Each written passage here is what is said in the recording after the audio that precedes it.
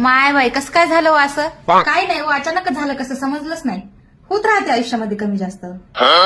काय सांगू तुम्हाला कोंडाबाई, काल सकाळी नादर उठले, अंगणामध्ये सडा टाकला, खसा कोळशानं दात घासले. मग मोठ्या सुनानं चहा केला, मला म्हणली आत्याबाई चहा घ्या. मग मला गिलासभर चहा घेतला. मग तिथून म्हशीला चारा टाकला, चूल पेटली, मग आंघोळीला गेले.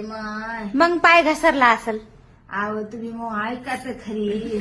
आंघोळीला गेले, आंघोळ करून आले, पूजा केली. मग मोठ्या सुनानं मुगाच्या सोल्याची आमटी भाकरी केल्या होत्या. ती भाकरी आमटीमध्ये गुटू जुरून खाल्ल्या. माय चौथी भाकर खावा म्हणलं की लहान्या नातानं संडास केली. मग त्याची संडास धुतली ना तशीच उठून जेवता